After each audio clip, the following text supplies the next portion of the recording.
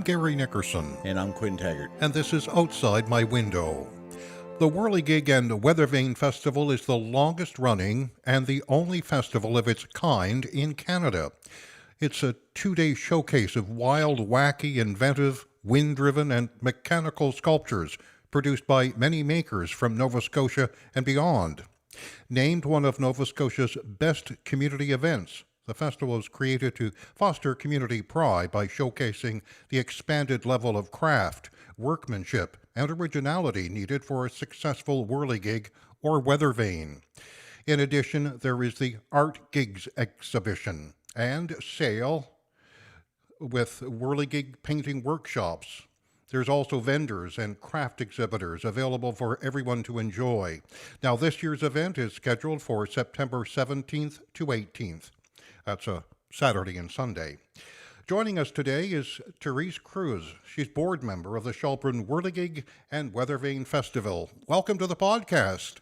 Thank you for having me. So, first of all, what makes a whirligig a whirligig? Whirligig. And what's the difference between a whirligig and a weather vane? So based on the samples that you would see at the festival, if you do come to the festival, a whirligig is essentially a toy or a movable sculpture that has spinning or kinetic pieces that go around with the wind. So it's a very wind-driven piece of art, I would say. And the ones that are the samples that we have been seeing a lot are, some of them are depicting scenery too, or even events, which are really cool. That's why we have a festival to see all of those different ones. A weather vane is something that would indicate either the direction of the wind or just how quick or fast the wind goes, or things like that. So how did you get involved with the Whirligig Festival, Therese? It was actually quite by accident. So I moved to Shelburne in 2017, and as an artist, I was trying to find my place in the community. So I kind of looked around and happened to come across the board, some of the board members of the Whirligig Festival. So I went to a meeting, and since then I've been part of it. And in your mind, what makes a good whirligig a good whirligig? For me, it's essentially when you look around a piece that you could see different sides of it. So because of its sculptural nature, the whirligigs, people's imaginations could be a little bit more interesting, all because there's so much dimension to work around. So there's the depth versus the height versus the width. So when you look around it, and there's always something different that you can see.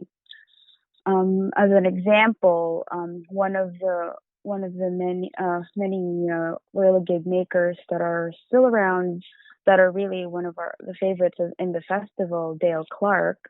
He does pieces that are very scene-like. So one of my favorites of his, and that's also how I got attracted to joining the board, was just the whimsical aspect of it. He has one that's a grave digger. So essentially, as the wind hits this pinwheel type of mechanism at the back of it, it's activating a grave digger and digging through the ground, and a dead person comes popping back up and down depending on how quick the wind blows it. It's really funny. There's a darkness to it, but also there's that, humor. They're amazing to see. And I was, by the way, we want to remind folks that the festival has a Facebook page and some really neat videos. So the design complexity or simplicity of a whirligig or a weather vane varies depending upon the individual. Oh, for sure. Is there a standard size or like a range that would make it a whirligig? I just like saying the word whirligig. Yeah, it's just a fun. It's a fun word to say. it rolls off the tongue nicely, It doesn't it? does. Um, no, and that's another reason why it's such a neat um folk art piece is because there's really no restriction in terms of size. Um, it's more of like a function. Like if like it's a whirligig if it has a moving piece that goes with the wind. It makes one wish that he or she might have paid a bit more attention in school during, some of the classes like, woodworking or kinetic energy and all of that, Oh, because for it's, sure. it takes, some skill, obviously. Therese, want to ask you about the Art Gigs exhibition. What's Hmm. that all about? So that particular part of the festival is actually one of the newer part aspects of it. It was, I believe, introduced in 2017, and basically there is uh, a blank piece of a whirligig, and there's been a theme going on every year. So last year um, it was a dragon. So it changes every year. And so these pieces, they're distributed to different artists, both local and some like outside of Shelburne County, and they put their own spin on it. And it's become like a nice, like it adds to the whole uh, festival aspect because it's like the art, like an art exhibit in itself. What is the theme of this year's festival? This year is actually a dirigible. Well, that'll be interesting. Hmm. So this year, I believe we have 30 art gigs that have gone around, and we've been distributing them at the Shelburne Guildhall Market every Sunday. So there it seems like there's going to be a more diverse group of people that are able to put their interpretation into it. Is it kind of a local thing? Is it a maritime thing, or is it like a global thing? I'm just trying to grasp the reach of this sort of thing. It seems like it's a folk, like a rural thing. I'm not sure if it's just specifically like a maritime thing, but it's really where I've seen it. There's no other real place that I can tell you off the top of my head that I've seen whirligigs. I think there is another Whirligig Festival, which is in North Carolina, and then there's us.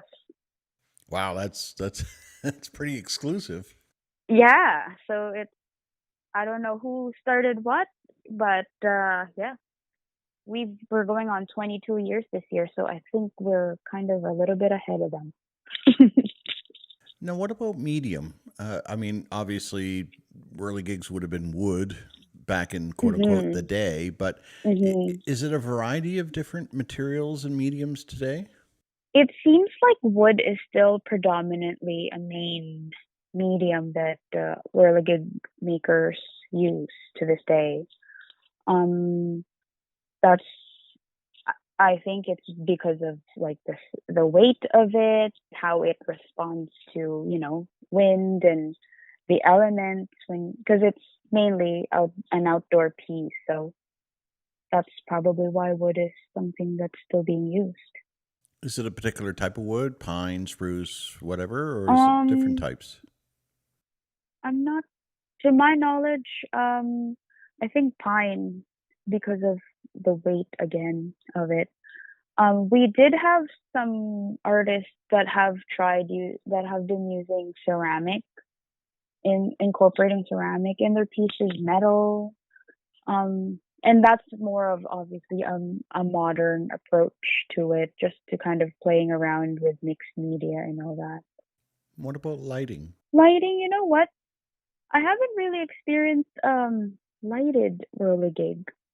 More so because we've been doing the festival during the daytime, but that is an idea. I was just thinking, I mean, the LED lights are smaller and Yeah, smaller and smaller nowadays, battery operated and the like. So just yeah. And I mean, if they were going to mount them on a pole or the edge of a roof or a veranda or whatever, that might be kind of interesting. Oh, for sure. Have you been able to get a sense, Therese, over the last many years, about the level of participation? Are more people becoming interested in learning how to make whirligigs and weather vanes, especially the young people?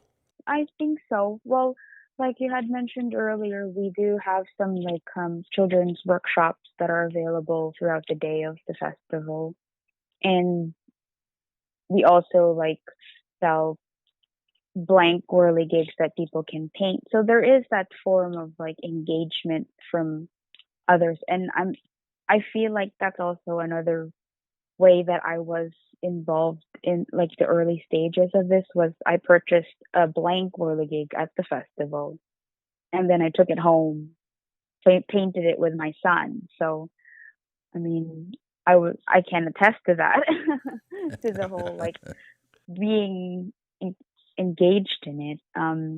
But as far as like basing it off of the audiences that have been the past years that have been with the board, I'm saying there's more and more people that are interested in it, and I feel like there's some sort of like a this like craft movement that's coming back to like like old quote unquote, I guess, ancient crafts, if that makes sense.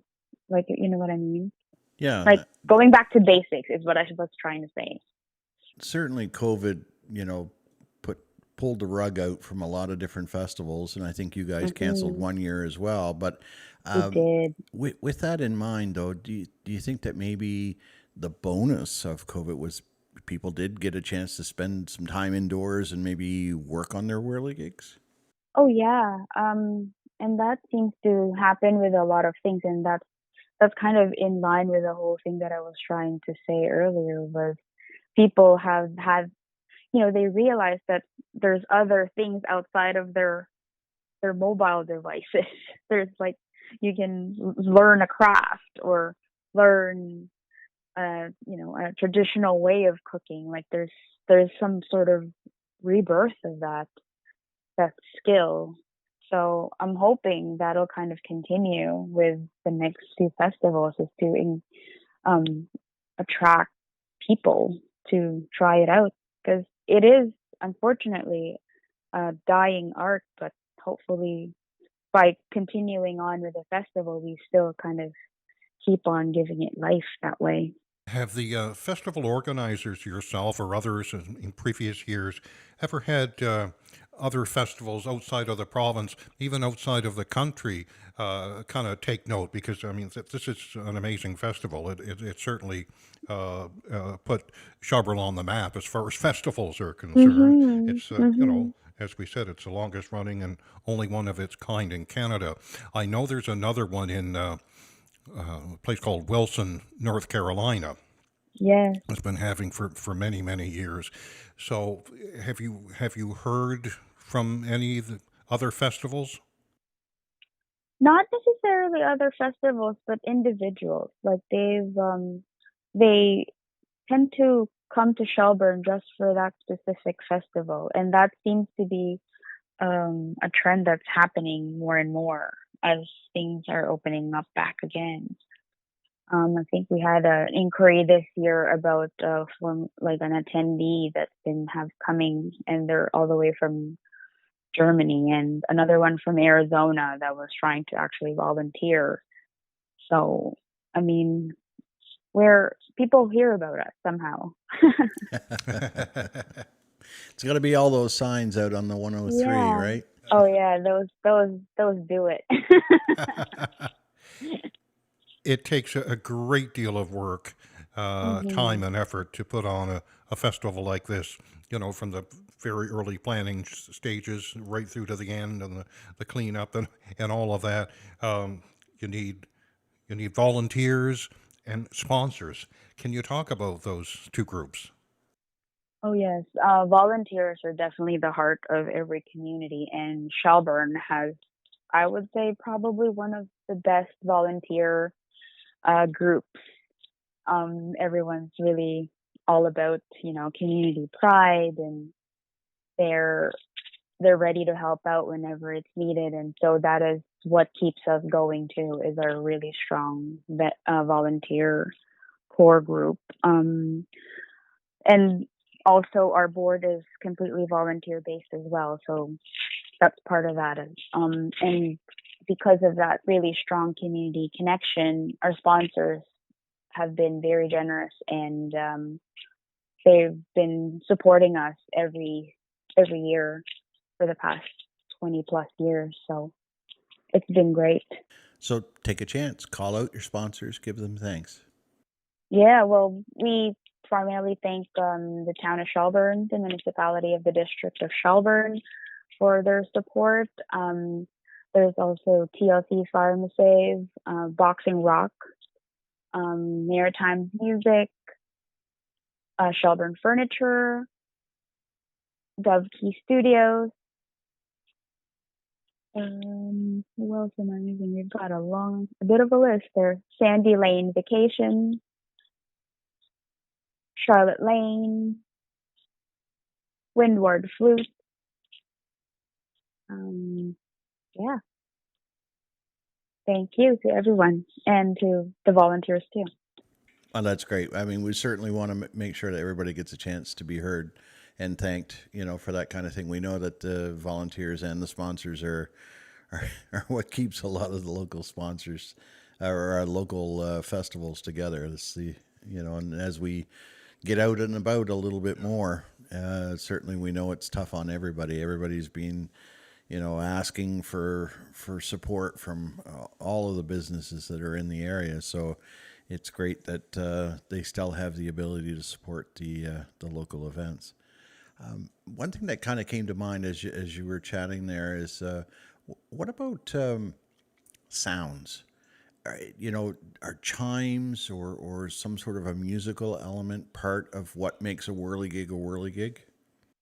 Um, Sometimes it's not necessarily required, but and that's kind of how, when you asked about materials, that's when artists are starting to incorporate other ones to include that other sense, right? Because a lot of it is more of the sense of sight, and yet to involve like the sense of sound, and a little bit more of a tactile thing has definitely been more and more popular. I think it's the ceramic too adds to that whole like weight distribution slash sound and tactile factor. So yeah, I think that comes into play with an artist, like a different type of interpretation on it. So, in the years that you've been involved with the festival itself, what sort of reach does the festival have? Do you have people coming in from all over, and what sort of folks are going back to their communities and telling people about this? There's a lot of like American tourists that have come and visited the Whirligig Festival specifically for that. I think around Nova Scotia, there's a good amount of um, people coming too. I think primarily, like last year, I think we've seen the most amount of Nova Scotian um, staycationers, if you will, Right. come to the festival, which is great because some of them, have no idea this is happening an hour or two away from their town. So it's nice to kind of create that um, moment for them to discover new things. I mean, be it they're from away or not too far away. So with some of the mechanics, and again, I went through all the videos and looked at some of the whirligigs that were there. Some of them were quite intricate in amongst that. Hmm. So how much of it is art and how much of that is science? I'm going to have to say it's like a 50-50. Like, there's a lot of thought put into a piece like that because, like you really got to balance out the form and the function for whirligigs. And that's what I think sets it apart from a lot of sculptural pieces. Um, again, I'm going to use Dale Clark as an example because he has a lot of pieces like that that are um that look really good, like aesthetically, but also the components of each whirligig work well as a a functioning piece. Um, and I mean, not to say that other people have, but don't have it, but there's definitely a lot of consideration done when it comes to just creating a design for it, because a lot of it starts with the hub, which is what controls a lot of the movement that happen within a whirligig. So designing that is probably a key aspect of creating a successful whirligig, if you will. Well, one thing we're not short on is wind. So, Well, so yeah. I would think that if, somebody wants to test out a design of some sort, there's no shortage of places to put it where Yeah. it'll get a good idea. We actually, the past few years, we've invited the Shelburne sailing school to kind of do demonstrations on the water. So there, we have that big wind, piece, and then we have the little wind pieces too. And it's quite nice because it adds to the whole um, feel of the whole, like, yeah, we're really working with wind here. We're not we're not shy. So going back to the first time that you came up on the Whirligig Festival or saw a hmm Whirligig of itself, what drew you in? What was your personal experience? So I'm a jewelry artist, so I tend to gravitate to three-dimensional pieces whenever I look at like art in general. So I think that's the form and the function of a whirligig is what really interested me in it, and I really like the whole the whole package. Um, and again, going back to trying to like describe a whirligig is like it has all these sides to it. So walking around one, you kind of get mesmerized into the whole mechanical system of it, and then adding to that is the whole humor or the whimsy that people put into it when they do design one is quite captivating. So yeah, that's what drew me. It's an emotional experience. It is. It very much is. And yeah, and what it is the story of each piece too is, you try and figure out, oh, how did they come up with that design, and I wonder what they're thinking while they were making the design. I wonder how the mechanism worked versus what didn't work. It's all these questions come to mind too. And yeah, as a general viewer, they just look cool, and because it's so different, like you don't see that in many places. Like it's something so unique and so neat. And it's fun to say Whirligig. That I think that's what it is. It's like, what? What do you mean? That's it. That's it. The icing on the cake. It is. It is. It really is, Therese, a unique form of art. It's very maritime. It's Mhm. whimsical, which we see Mhm. a lot in folk art. Folk art, Yes. it's kinetic. So you've got the painting of the whirligigs and the weather vanes, and then you've got these complex designs, and they're just amazing to watch, to see how they work.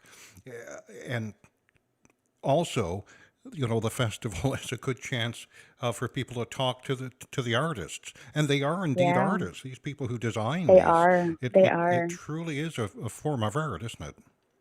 If they sure are. They sure are. Now, I wouldn't consider myself, more of a painter kind of artist. Mhm. I would be Mhm. more on the mechanical side. Do you see teams of folks kind of doing this sort of thing too?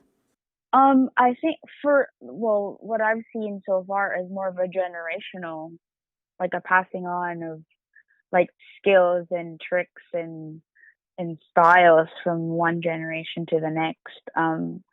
Catlin Perry, who is also on the board, his father makes whirligigs, and he kind of, was under his wing and and learned how to do them. And he is also a visual artist, but in this particular sense, he started the woodworking and the mechanical aspect of it too. So it's neat to see that it's going beyond just one generation too. Do some of the artists have a particular style, I guess, or is it always evolving and trying different things? It seems like they stick to more of a theme than a style, if you will, if that makes sense. Um, but then again, you can kind of like certain people uh do more of a representational type of whirligig, and then some people do more of a scenic or a situational whirligig. Those ones are like they're cool, and then others are more concentrated on the scientific or the whole physics related engineering thing, which it still boggles my mind how they come up with things like that and they actually work. Yeah, it's one of those Um, things that'll come to you in a dream. That's yeah, how it usually works for me. yeah, or like really late at night, or like, oh, Yeah, yeah, exactly. Sometimes there's alcohol involved, I might add, but yeah, or other things, but to each his own or her own. we're not going to judge. We don't judge. Exactly, and I mean, inspiration comes in many forms, This is so we true. welcome it. I just had a wonderful flashback, listening and taking part in this conversation. And it's Hmm. a thing I remember as a kid that my dad had built, and it was a duck, Hmm. separate wings, and he painted it, and it was just an old metal pole. I think it was an old tent pole. And when it blew, of course, the duck's wings. And I just thought of Yeah. that. So thank you very much I for that. Oh, neat. I think everybody had at I least actually one of had a those. whirligig. Yes. Yeah.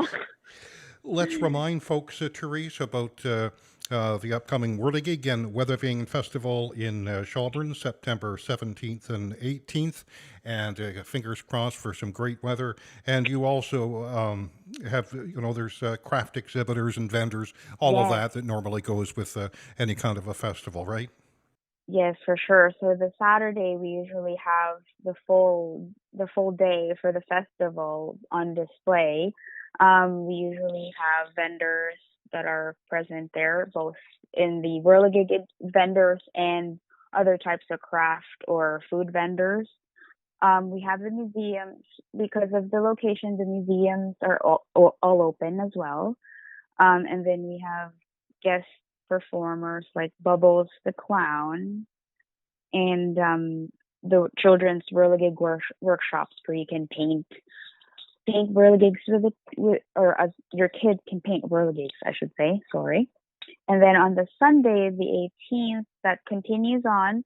But then we also have, in conjunction with the Whirligig Festival, the Shelburne Guildhall Market happens from 12 to 3. So that one in itself is a draw too. And same type of schedule, but at the end of it is when we do the Public's Choice Award for the art gigs and the Whirligig exhibitors. So it's a really you could make a full weekend out of it. And remind folks how to find you online. We are www.thewhirligigfestival.com. And you have a And we Facebook are, base, right? yes, we do. We have a Facebook page and an Instagram page. Excellent, excellent. So we Mm. certainly are looking forward to it. Like I said, I sadly admit that I have not ever been to a Whirligig Festival, but I will this year. Yeah, so we're right on the Shelburne waterfront across Cox's Warehouse on Bill Norman Park. It's where the Fisherman's Memorial is as well. So we're not hard to miss. Right there on Dock Yeah, Street. yeah, right on Dock Street, correct. Therese, we wish you, all the organizers, volunteers, and everyone in Shelburne, a very successful Whirligig and Weather Vane Festival. It's been great chatting with you. Thanks so much. Thank you so much as well. Thank you for having me. This was fun. I'm Gary Nickerson, And I'm Quinn Taggart. and this has been Outside My Window.